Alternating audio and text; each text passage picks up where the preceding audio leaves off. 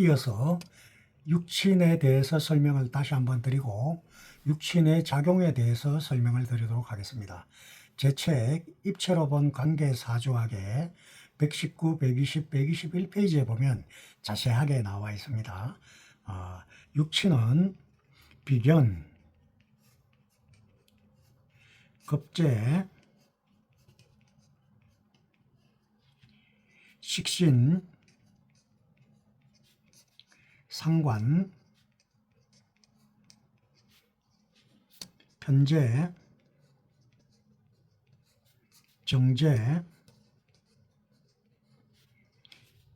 편관, 정관, 편인, 정인으로 구분을 하고, 이것이 각자의 사주 속에 원명, 사주팔자가 되겠지요.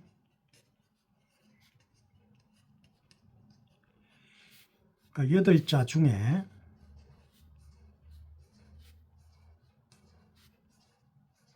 이게 일간난데 어떤 구성을 가지느냐.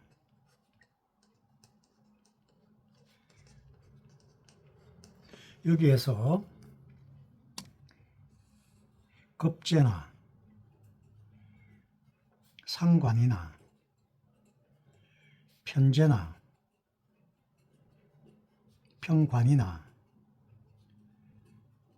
편인이 있다면 이 사람의 삶은 일단 변화가 많다는 것을 알 수가 있고요. 그 중에 성공도 하지만 실패도 할 수 있으니 방향을 잘 잡아야 된다라는 걸 알 수가 있고요. 대신에 성공을 해도 아주 크게 성공을 하고 실패를 해도 아주 크게 실패를 한다는 것을 암묵적으로 표현하고 있습니다. 그리고 이것을 받아들이는 본인의 자세, 이것이 2개, 3개로 구성되어져 있는, 어떤 것은 3개로도 다 되겠지요. 여기 정기, 여기 중기, 정기, 여기 정기로 구성되어 있는데, 여기 중기, 정기는 그래도 절차를 따라서 망하더라도 망하는 징조를 알 수가 있고, 여기 정기는 신속하게 결론이 나게 됩니다. 어쨌든 이 구성이 어떻게 되어 있는가를 통해서 이 사람의 삶의 성공과 실패를 예측할 수가 있고, 여기에다가 대운을 통해서 대운의 방향이, 순행은 일단 힘들어도 견디면은 좋은 방향으로 간다는 것을 예측할 수가 있다. 좋은 예측을 어디에, 순행은 할 수가 있고, 역행은 고생을 해서 자기 스스로가 성취하는 자수성가가 된다라는 것을 알 수가 있습니다. 또 대운의 시기 중에 흐름을 보면 거기에 재관인으로 가든지, 만약에 여기에서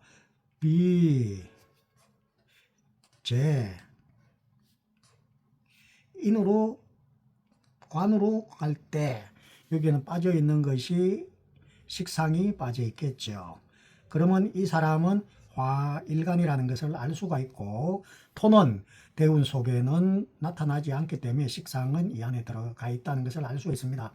그래서 이 사람의 삶은 어릴 때 부유했고, 그 다음에 직장을 잘 잡아서 마지막에 자기 이름으로 된 건물이라든지 아파트라든지 자기가 매수할 수 있는, 또 자기가 가지고 있는 그런 건물이 있다라든지 자기 소유가 되는 것을 가지고 있다는 것을 알 수가 있고요.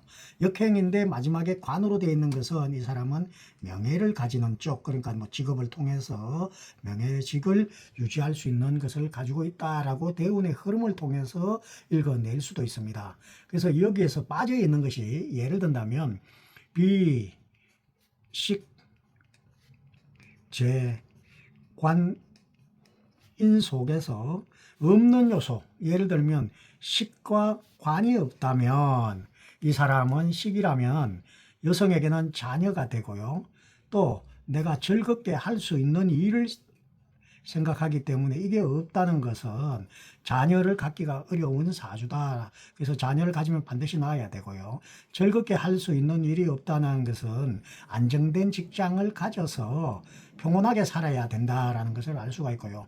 관이 없다는 것은 여성이라면 남편이 없다라는 거기 때문에 남편감이 나타나면 그분하고 결혼을 하는 것이 중요하고, 직장이 없는 것이 되기 때문에 처음 잡은 직장을 잘 유지해서 그 직장이나 남편분과 관계를 잘 유지해서 자기 삶이 윤택해질 수 있도록 만들어야 된다라는 것을 알 수가 있습니다. 그래서